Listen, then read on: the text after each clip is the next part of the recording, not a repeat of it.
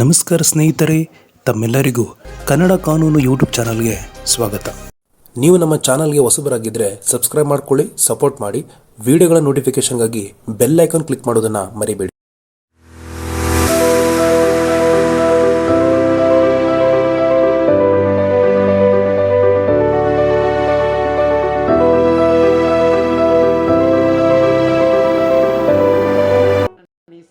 ಬುದ್ಧಿ ಇಲ್ಲದೆ ನೀನು ಭುವನವ ತಿರುಗುತ್ತಾ ಕದ್ದು ಹೋಗಲು ಬೇಡ ಕುರಿ ಅಂತ. ಏನು ಕೆಲಸ ಕಾರ್ಯಗಳು ಸುಮ್ಮನೆ ತಿರುಗ್ತಾ ಇರ್ತೀವಿ. ಹಾಗಾಗಿ ನಮಗೊಂದು ರೋಡ್ ಮ್ಯಾಪನ್ನು ಕೊಟ್ಟಿರ್ತಕ್ಕಂಥ ಬುದ್ಧ ಇದಾರಲ್ಲ, ಅದು ದಿಸ್ ಇಸ್ ಫಾರ್ ನಿಬ್ಬಾಣ. ನಿಬ್ಬಾಣ ಅನ್ನೋದು ಪರಮ ಸುಖ. ಆರೋಗ್ಯಂ ಪರಮಲಾಭಂ, ಸಂತುಷ್ಟಿ ಪರಮಧನಂ, ವಿಶ್ವಾಸ ಪರಮನ್ಯಾತಿ. ನಿಬ್ಬಾಣ ಪರಮ ಸುಖ. ಶಾರೀರಿಕ ಮಾನಸಿಕ ಆರೋಗ್ಯ ಕಾಪಾಡ್ಕೋಬೇಕಾದ್ರೆ ದಮ್ಮ ಬೇಕು. ಮತ್ತು ಆರೋಗ್ಯ ಸಂತೃಪ್ತಿ ಉಂಡದು ಹುಟ್ಟಿರೋ ಸಮಾಧಾನ ಪಟ್ಕೋಬೇಕು. ಸಂತುಷ್ಟಿ ಪರಮಧನ, ವಿಶ್ವಾಸ ಪರಮನ್ಯಾತಿ. Have faith in yourself. Tibetans ನಿಜವಾಗ್ಲು ನೋಡಿ, ಮಾಂಕ್ಸ್ಗಳು ಮಾತ್ರ ಬುದ್ಧಿಸಮ್ ಗೊತ್ತು.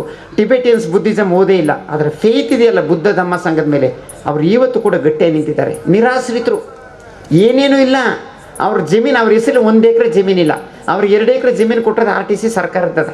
ನಿಜ ಹೇಳ್ಬೇಕಾರೆ ನಗರದಲ್ಲಿ ಒಬ್ಬರು ಏನೋ ಕಷ್ಟ ಸಿಕ್ಕಾಕೊಂಡು ಟಿಬೆಟಿಯನ್ಸು, ಒಂದು ಲಾಯರು ನಾಗಮ್ಮ ಅಂತ ಒಂದು ಲೇಡಿ ಲಾಯರು ಅವ್ರ ಅಪ್ಪನದ 2 ಎಕರೆ ಜಮೀನು ಕೊಟ್ಟು ಅವ್ರನ್ನ ಬೇಲ್ ಕೊಟ್ಟು ಬಿಡಿಸ್ಕೊಟ್ರು. ಯಾಕೆ ಕೊಟ್ಟರು ಅಂದರೆ, ಬಿಡಿ ಸರ್ ಟಿಬೆಟಿಯನ್ಸ್ ಅದಕ್ಕೆ ಜಮೀನು ಇತ್ಕೋದಾರ ಬಿಡಿ, ಅವ್ರು ಬುದ್ಧನ ಒಪ್ಕೊಂಡ್ರೆ ಅಂದ್ಬಿಟ್ಟು ಬುದ್ಧನಿಗೆ ಒಬ್ಬರು ಬೇಲ್ನ ಜಮೀನೇ ಕೊಟ್ಟರು ಅವ್ರ ಹೆಸರಿಗೆ. ಯಾಕೆ ಅಂತಂದರೆ, ಧಮ್ಮ ನೀವು ಎಲ್ಲಿಂದ ಎಲ್ಲಿಗಾರ ಇಡೀ ವಿಶ್ವದಲ್ಲಿ ಬೇಸರ ಮಾಡ್ಕೋಬೇಡಿ. ಬುದ್ಧನ ಬಗ್ಗೆ ಮಾತಾಡೋಕೆ ಸಂಕೋಚ ಪಟ್ಕೋಬೇಡಿ, ಹೆದರ್ಕೋಬೇಡಿ. ನಾವು ಏನು ಧರ್ಮ ಹೇಳೋಕೆ ಹೋಗಲ್ಲ, ದೇವ್ರ ಬಗ್ಗೆ ಮಾತಾಡಲ್ಲ. ಆತ್ಮ ಪರಮಾತ್ಮ ನಾವು ಬೇಕಾಗಿರೋ ನಮ್ಮ ಮಂದೇವ್ರು ನಿಮಗೆ ಬೇಕಾದ್ರೆ ಕೊಡ್ತೀನಿ, ತಗೊಂಡೋಗಿ ಮನೆ ಮನ್ಸಮ್ಮ. ಏನೂ ಮಾಡೋಕ್ಕಲ್ಲ, ನಮ್ಮ ಮನಸ್ಸೇ ನಮ್ಮ ಮಂದೇವರು. ಇಷ್ಟು ತಿಳ್ಕೊಬಿಟ್ರು ಸಾಕು ನಮ್ಗೆ. ನಿರ್ಭೀತತೆ. ಬುದ್ಧ ಅಂದರೆ ಫಿಯರ್ಲೆಸ್ನೆಸ್, ದುಃಖವಿಲ್ಲದ, ಭಯವಿಲ್ಲದ, ರೋಗವಿಲ್ಲದ ಸ್ಥಿತಿ. ಅದು ಬುದ್ಧ ಧಮ್ಮ ಸಂಘ. ಈ ದೇಶ ಅದೆಷ್ಟು ಇನ್ನೆಷ್ಟು ದರಿದ್ರ ಆಯ್ತಿತ್ತು, ಮತ್ತೆ ಈ ದೇಶ ಶ್ರೀಮಂತವಾಗುತ್ತೆ. ವಿಶ್ವಕ್ಕೆ ಪುಣ್ಯಭೂಮಿ ಭಾರತ ಅಂದರೆ ಮನೋಭೂಮಿ ಕೊಡ್ತದೆ ನೋಡ್ರಿ. ಇಲ್ಲಿದೇವೆಲ್ಲ ಒಳ್ಳೆ ಇರಕ್ಕೆ ಪಾರಂಗೆ. ಒಳಗಡೆ ನೋಡ್ಕೊಳ್ಳಿ ನೀವು, ಅಂತರಂಗದ ಕಡೆ ಜರ್ನಿ ಮಾಡಿ. ಹೊರಗಡೆ ಎಷ್ಟು ತಿರುಗಿದ್ರು ಅದು ಅಷ್ಟೇ ಬಾಳು. ಸುಪಟಿಪನ್ನೋ ಭಗವತೋ ಸಾವ, ನೇರ ಮಾರ್ಗ, ಉತ್ತಮ ಮಾರ್ಗ, ನ್ಯಾಯ ಮಾರ್ಗ, ಒಳ್ಳೆ ಮಾರ್ಗ. ಪುಣ್ಯಕ್ಷೇತ್ರ ಅಂದರೆ ಯಾವುದು? Enlightened beings. ಸೋತಪತ್ತಿ ಸಕದಾಗಮೆ ಅನಾಗಮೆ ಹರ ಅಂತ ಪರಿಶುದ್ಧವಾದಂಥ ವ್ಯಕ್ತಿಗಳು ಒಟ್ಟಾಗಿ 4 ಜನ 5 ಜನ ಸೇರ್ತೀವಲ್ಲ, ಅದು ಪುಣ್ಯಕ್ಷೇತ್ರ. ಪುಣ್ಯಕ್ಷೇತ್ರ ಆಗಬೇಕು ಅಂತಂದ್ಬಿಟ್ಟು, ಆಮೇಲೆ ಎಲ್ಲಕ್ಕಿಂತ ಹೆಚ್ಚಾಗಿ ಶೀಲ ಸಮಾಧಿ ಪ್ರಜ್ಞೆ ಇದೆಯಲ್ಲ, ಆ 3 ಹಂತಗಳನ್ನೇ ನಾವು ಏರಬೇಕು. ಅದರ ಮೂಲಕ ನೀವು ಏನೇ ಕೆಲಸ ಮಾಡಿ, ನೀವು ಓದ್ಕೊಳ್ಳಿ, ಬರ್ಕೊಳ್ಳಿ, ವ್ಯವಸಾಯ ಮಾಡಿ, ಕೂಲಿ ಮಾಡಿ, ಯಾವುದೇ ಒಂದು ಸಬ್ಜೆಕ್ಟ್ ನಾವು ಓದ್ತಾ ಇರಿ. ಅದನ್ನು ಬುದ್ಧ ಧರ್ಮ ಎಷ್ಟು ಕಷ್ಟ ಇದೆ ಅಂತ ಹೇಳಿದ್ರೆ, ಅದು ಸ್ಟಡಿ, ಪ್ರಾಕ್ಟೀಸ್ ಆ್ಯಂಡ್ ರಿಯಲೈಸೇಷನ್ ಅಂತ. ಅದರ ದುಃಖ ಅಂದರೆ ಅತೃಪ್ತಿ, ಅಸಮಾಧಾನ, ನೋವು, ಸಂಕಟ. ಅದಕ್ಕೆ ಕಾರಣ ಏನು? ದುರಾಸೆ ದುಃಖಕ್ಕೆ ಕಾರಣ, ಅಜ್ಞಾನವೇ ದುಃಖಕ್ಕೆ ಕಾರಣ. ಅದಕ್ಕೆ ಜ್ಞಾನ ಕೊಡಿ, ಇದಕ್ಕೆ ನೀಡ್ ಕೊಡಿ. ನೀಡ್ ಅಂದ್ರೇನು? What is needed, not the greed. ಅದನ್ನು ಬಹಳ ಮುಖ್ಯ. ಆಮೇಲೆ ಪಂಚಶೀಲ ಹೇಳಿದ್ರಲ್ಲ, not to kill, save the life, ಮೊದಲನೇ ಶೀಲ. ಎರಡನೇ, not to steal, be generous. ಏನು ಬೇಡ್ರಿ, ಬರೀ ₹5 ₹10 ಎಳೆ ತೆಗೆದು ಕಾಮಗಿರಲ್ಲಿ ಇದ್ಕೊಳಕ್ಕೆ ಮನೆಯೇ ಇಲ್ಲದೆ ಎಲ್ಲನೂ ಮಾರ್ಬಿಟ್ಟು ಕುಡಿದು ಹೆಂಡತಿ ಜೊತೆ ಒಡೆದಾಡಿ ಗಲಾಟೆ ಮಾಡ್ಕೊ ಕುಡ್ತಿದ್ದು ಬಿಟ್ಟು ಭಾಳ ಕಷ್ಟದಿದ್ದ ಮನಸ್ಸ. ಬುದ್ಧನ ವಿಚಾರ ಒಪ್ಕೊಂಡು ರಾಮನಗರಕ್ಕೆ ಹೋಗಿ ₹1 ಬಾಡಿಗೆ ಮನೆ ಮಾಡ್ಕೊಂಡು ಅವ್ರ ಮಕ್ಕಳೆಲ್ಲ ಮೈಸೂರಿನಲ್ಲಿ ಬೇರೆ ಬೇರೆ ಕಡೆ ಓದಿಸ್ಕೊಂಡು ಈಗ ಸುಖವಾಗಿ ಅವರೇ ನಮಗೊಂದು ಊಟ ಕೂಡ ಮಾಡ್ತಿದ್ದಾರೆ. ಕುಡ್ದಿದ್ರೆ ಮನ ಮುರಿದೋಗ್ಬಿಡೋದು. ಯಾಕೆಂದರೆ ಈ ಕುಡಿತ ಅನ್ನೋದು ಎಂಥ ಅಪಾಯ ಅಂತಂದರೆ, ಅದೊಂದನ್ನು ನಾವು ಬ್ಯಾನ್ ಮಾಡಬೇಕು. ಬ್ಯಾನ್ ಅಂದರೆ ನಾನು ಕುಡಿಯೋದಿಲ್ಲ, ಅದು ಅಂಗಡಿಗಳು ಮಾರ್ತಾರೆ. ನಾವು ಇಲಿ ಪಾಸನ್ನು ಮಾರ್ತಾರೆ, ಕುಡಿದು ಬಿಡೋಕ್ಕಾಗ್ತ. ಇದನ್ನೆಲ್ಲ ನಾವು ಸಣ್ಣ ವಿಚಾರ ದೊಡ್ಡದು ಮಾಡ್ಕೊಂಡು ಮನಗಳು ಮುರ್ಕೊಳ್ತಾ ಇದ್ದೀವಿ. ಭಾಳ ಕಷ್ಟ. ನೀವು ನಂಬ್ತೀರೋ ಬಿಡ್ತೀರೋ? ನಮ್ಮ ಕೊಳ್ಳೇಗಾಲದಲ್ಲಿ ಒಂದು ಹುಡುಗ ಅವ್ರ ತಾಯಿನ ದುಡ್ಡು ಕೇಳಿದಾನೆ. ಕುಡಿಯೋದಕ್ಕೇನೋ ದುಡ್ಡು ಕೇಳ್ದ, ಕೊಡಲ್ಲ ಅಂದಕ್ಕೆ ಆತ್ಮಹತ್ಯೆ ಮಾಡ್ಕೊ ಸತ್ತೋಗ್ಬಿಟ್ಟ. ಏನು ಈಗೆಲ್ಲ ಯಾಕೆ ಬರ್ತಾವ ಅಂತೇಳಿ ಹೇಳಿದ್ರಲ್ಲ, training, untrained, well trained and ಇಲ್ ಟ್ರೈನ್ಡ್ ಅಂತ. ಅನ್ಟ್ರೈನ್ಡ್ ಅಂದರೆ ದನ ಕರ ಕಂಡಾಗ ಏನೋ ಉಂಡಕ್ಕೆ ತಿನ್ಕೋದು ಪ್ರಾಣಿ ಪಕ್ಷಿ ರೀತಿ ಬದುಕ್ಬಿಡ್ತಾರೆ. ಇಲ್ ಟ್ರೈನ್ಡ್ ಅಂದರೆ ಟೆರರಿಸ್ಟ್ಗಳಿಗೊಂಡು ಟ್ರೈನಿಂಗ್ ಕೊಡ್ತಾರೆ. ಇಲ್ ಟ್ರೈನ್ಡ್ ಕೆಟ್ಟ ತರಬೇತಿ, ಅದು ಹಿಂಸೆ, ದ್ವೇಷ, ಅಸೂಯೆಗಳಿಗೆ ಸಂಬಂಧಪಟ್ಟಂಥ ತರಬೇತಿ ಕೊಡೋದು.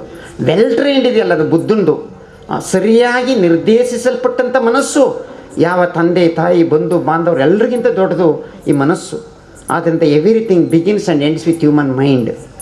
ಸೃಷ್ಟಿ ಸ್ಥಿತಿ ಲಯಗಳೆಲ್ಲವೂ ಕೂಡ ಈ ಮನಸ್ಸಿನಲ್ಲಿ ಆಗುತ್ತೆ. ನಾವು ಮಾಡಿದಂಥ ಕೆಟ್ಟ ಕೆಲಸ ಹೇಗಿರ್ತದೆ ಅಂತ ಹೇಳಿದ್ರೆ, ಎತ್ತುಗಳ ಹಿಂದ್ಗಡೆ ಗಾಡಿ ಬರುತ್ತಲ್ಲ, ಹಿಂದ್ಗಡೆ ಕೆಟ್ಟದ್ದು ಬರ್ತದೆ. ಕಾಯವಾಚ ಮನಸ್ಸು ನಾವು ಮಾಡೋದಕ್ಕೆ ಕಮ್ಮ ಇದೆಯಲ್ಲ, ಅದು ಆ್ಯಕ್ಷನ್ ಅಷ್ಟೇ, ಆ್ಯಕ್ಷನ್ ರಿಯಾಕ್ಷನ್. ನಾವು ಮಾಡಿದಂಥ ಒಳ್ಳೆ ಕೆಲಸ ನಮ್ಮ ನಿರಳಿದೆ ನೋಡ್ರಿ, ಈಗ ನಾನು ನಿಂತಿದ್ದೀನಿ, ಈ ನಿರಳಿದೆಯಲ್ಲ, ಆ ರೀತಿ ನಾನು ಒಳ್ಳೆ ಕೆಲಸದ ಫಲ ಬರ್ತದೆ ಅಂತ. ಅದು ಬುದ್ಧ ಧರ್ಮದ. ಅದಕ್ಕೆ ಋತು ನಿಯಮ, ಬೀಜ ನಿಯಮ, ಚಿತ್ತ ನಿಯಮ, ದಮ್ಮ ನಿಯಮ, ಕಮ್ಮ ನಿಯಮ, ಇದ್ರ ಪ್ರಕಾರ ಪ್ರಕೃತಿ ನಡೀತದ. ಒಂದು ಮೆಣಸು ಪದಾರ್ಥವಾದ ಅಂತ ಸತ್ಯವಂತರೇ ಕಡಿಮೆ ಆಗ್ಬಿಟ್ಟಿದ್ದೀವಿ. ಕರೆಕ್ಟಾಗಿ ಆಲೋಚನೆ ಮಾಡಿ ಕರೆಕ್ಟಾಗಿ ಬದುಕ್ಬಿಟ್ರೆ ಸಕಾಲಕ್ಕೆ ಮಳೆ ಬೆಳೆ ಆಗುತ್ತೆ. ಮ್ಯಾಗ್ನೆಟಿಕ್ ಪವರ್ ಇದೆ ಮನಸ್ಸಿನಲ್ಲಿ, ಎನ್ಲೈಟೆಂಡ್ ಬೀಯಿಂಗ್ ಆಗ್ತಾನೆ ಅಂತ ಒಂದು. What is the purpose of higher education?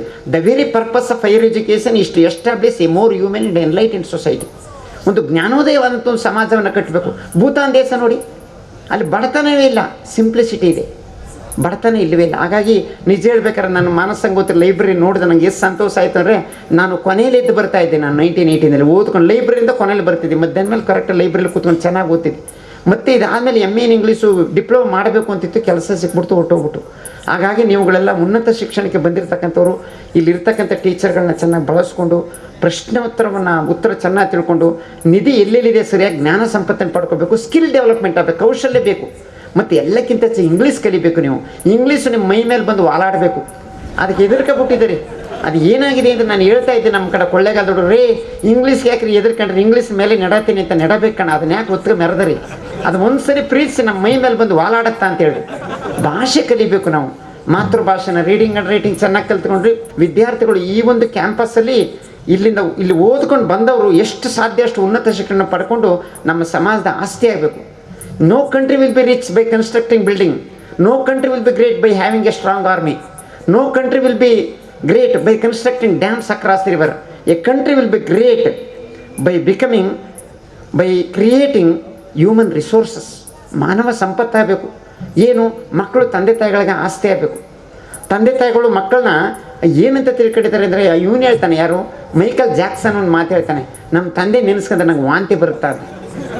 ಯಾಕಂದರೆ ಆ ಹುಡುಗ ಡ್ಯಾನ್ಸ್ ಗೀನ್ಸ್ ಮಾಡೋಕೆ ಜುಟ್ಟು ಬಿಟ್ಕೊಂಡಿದ್ದರೆ ಅವನ್ನ ಹೊಡೆಯೋಕೆ ಜುಟ್ಟು ಹಿಡ್ಕೊಂಡು ಗೋಡೆಗೆ ಸೇರಿಸ ಹಚ್ಕೊಂಡು ಹೊಡಿತಿದ್ನಂತೆ. ಆದ್ದರಿಂದ ತಂದೆ ಆಗೋದಿದೆಯಲ್ಲ, ಈ ಶುಡ್ ಬಿ ಎನ್ enlightened father, enlightened mother, enlightened son, enlightened children, enlightened student, enlightened leader. ದೇಶ ಕಟ್ಟಿ ಆಳ್ತಿ ನಿಂತಿದ್ದವ್ರು ಕೂತವ್ರಲ್ಲ, ದೇಶ ಆಳ್ತಿ ನಿಂತಾರಲ್ಲ. ನಿನಗೆ ತಾಯ್ತನ ಇದೆಯಾ? ರಕ್ಷಣೆ ಕೊಡೋ ಶಕ್ತಿ ಇದೆಯಾ? ಪ್ರೊಟೆಕ್ಷನ್ ಮಾಡೋ ಶಕ್ತಿ ಇದೆಯಾ? ಇವೆಲ್ಲವೂ ಕೂಡ ಆ ಇತಿಹಾಸದಲ್ಲಿ ಉಳುಕತ್ತಾರೆ ಅಂತ ಹೇಳಿದ್ರೆ, those who serve others will remain history. ಹಾಗಾಗಿ ನೊಂದಿರ್ತಕ್ಕಂಥವ್ರು, ಶೋಷಿತರು, ನಾವು ನಮ್ಮಿಂದ ಆಗ್ತಕ್ಕಂಥ ಏನು ಸಾಧ್ಯ ಅದನ್ನು ವಾಪಸ್ ದೇಶಕ್ಕೆ ಕೊಡಬೇಕು ಅಂದರೆ ಸತ್ಯ ಕೊಡೋಣ, ಇನ್ನೇನು ಕೊಡೋಕ್ಕೆ ಸಾಧ್ಯ. ಹಾಗಾಗಿ ಒಂದು ಕ್ವಾಲಿಟಿ, ಎಂಪವರ್ಮೆಂಟ್ ಆ್ಯಂಡ್ ಎನ್ಲೈಟನ್ಮೆಂಟ್, ಈ ಮೂರು ಸಂದೇಶಗಳನ್ನ ನಾವು ಎತ್ಕೋಬೇಕು. ನಮ್ಮಿಂದ ಶೀಲ ಪಾಲನೆ ಆಗಬೇಕು, ಕ್ವಾಲಿಟಿ. ಎಂಪವರ್ಮೆಂಟ್, ಸಬಲೀಕರಣ, ಊಟ ಬಟ್ಟ ಆಸೆ ಸಂಪತ್ತು ಬೇಕು, ನಾವು ಹಸ್ಕೊಂಡು ಸಾಯೋಕ್ಕಾಗಲ್ಲ.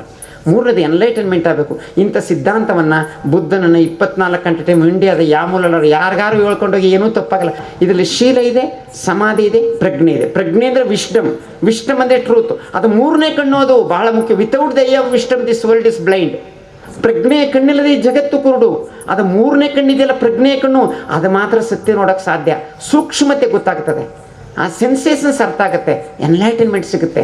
ಅಂತಹ ಪ್ರಜ್ಞೆಯ ಕಣ್ಣು ಅಂತರಂಗದ ಕಣ್ಣು, ಅದು ಮನಸ್ಸಿನ ಕಣ್ಣು, ಅದು ಇನ್ನರ್ ಐ ಅಂತ ಪ್ರಜ್ಞೆ ಎಡೆಗೆ, ನಮ್ಮ ನಡೆಗೆ ಜರ್ನಿ ಟುವರ್ಡ್ಸ್ ವಿಶ್ಡಮ್ ಕಡೆ ಹೋಗೋಣ ಅಂತ ಹೇಳ್ತಾ, ಆ ಕಡೆ ನಾವು ನೀವೆಲ್ಲ ಪ್ರಯಾಣ ಮಾಡಿ ಅದರಲ್ಲಿರ್ತಕ್ಕಂಥ ಕೇಡು ಕಿಚ್ಚು ಕೊಳೆನೆಲ್ಲ ತೊಳೆದು, ಜನ್ಮಾಂತರದ ಕೊಳೆನೆಲ್ಲ ತೊಳೆದು, ಪ್ಯೂರಿಟಿಯಿಂದ, ಪರಿಶುದ್ಧತೆಯಿಂದ, ಮೈತ್ರಿ, ಕರುಣೆ, ಉಪೇಕ, ಸಮತ, like a mother looking after only ಸನ್.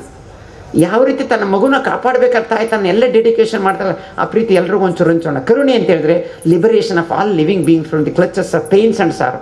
ಒಂದು ಜೀವಿಗೆ ನೋವಾದ್ರೆ ಅದು ನನ್ನ ನೋವಾಗುತ್ತಾ ಅಂತಕ್ಕಂಥ ಕರುಣೆ. ಮತ್ತು ಸಮತ, ಉಪೇಕ ಅಂತಂದರೆ ನೀದರ್ ಅಟ್ಯಾಚ್ಮೆಂಟ್ ನಾರ್ ಹೇಟ್ರೆಡ್ನೆಸ್. ಅವ್ರು ಕೊಂಡುಕೊಳ್ಳಬಾರ್ದು, ಯಾರನ್ನು ದ್ವೇಷಿಸಬಾರ್ದು.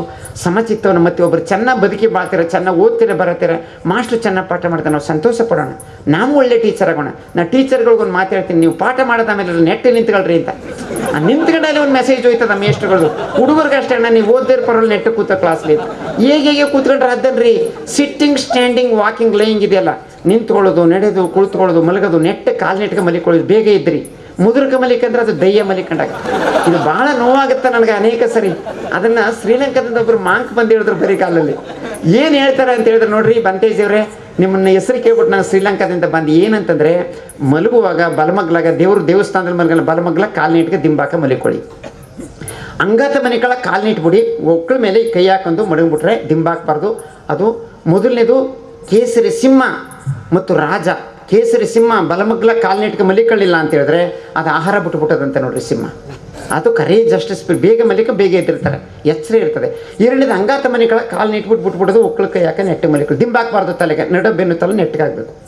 ಮತ್ತು ಮೂರನೇದಲ್ಲಿ ಮುದುರ್ಕ ಮಲಿಕ, ಡೆವಿಲ್ ಸ್ಲೀಪ್. ಅದು ಚಳಿಗೆ ಕೈ ಕಾಲ ಫೋಲ್ಡಿಂಗ್ ಮಾಡಿ ಮಲಿಕೊಂಡ್ರೆ ಅದು ನೀವು 6 ಗಂಟೆ 7 ಗಂಟೆ 8 ಅವ್ರು ಇದ್ರಲ್ಲ, ಅವ್ರು ಇದ್ದ ತಂದೆ ತಾಯಿ ಇದ್ರು ನಾ ಇದ್ರ, ಇದಕ್ಕೆ ಜಗಳ ಮನಗಳ್ಳಿ ಸಮಸ್ಯೆ ಬರೋದು ಲೇಟ್ 6 ಗಂಟೆ ಮೇಲೆ ಮಲಿಕೊಂಡ್ರೆ ಕತೆ ಮುಗಿದೋಯ್ತು, ಅದು ಸತ್ತು ಕೂಟ ಆಯ್ತದ.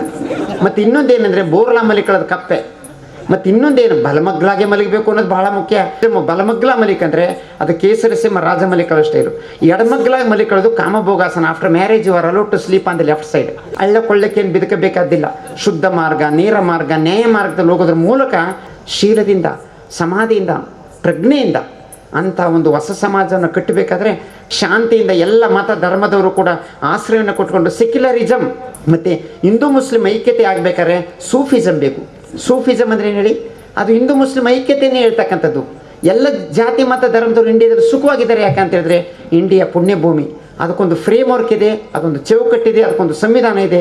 ಸಂವಿಧಾನಬದ್ಧವಾಗಿ ನೀವೆಲ್ಲ ಬದುಕಿ ಹೊಸ ಸಮಾಜವನ್ನು ಕಟ್ಟೋಣ, ಈ ದೇಶಕ್ಕೆ ಒಂದು ದೊಡ್ಡ ಕೊಡುಗೆಯನ್ನು ಕೊಡೋಣ, ಈ ದೇಶ ಆಳ್ತಕ್ಕಂಥ ಎಲ್ರಿಗೂ ಒಳ್ಳೇದಾಗಲಿ ಅಂತಂದ್ಬಿಟ್ಟು ಎಲ್ಲ ಮಾನವ ಕೊಟ್ಟು ಹಿಂದೂಗಳು, ಮುಸ್ಲಿಮರು, ಕ್ರೈಸ್ತ, ಪಾರ್ಸಿ, ಬೌದ್ಧ ಜನರಿಗೆ ಒಳ್ಳೇದಾಗಲಿ, ಸುಭಿಕ್ಷೆ ಉಂಟಾಗಲಿ, ಸಕಾಲಕ್ಕೆ ಮಳೆ ಬೆಳೆ ಉಂಟಾಗಲಿ.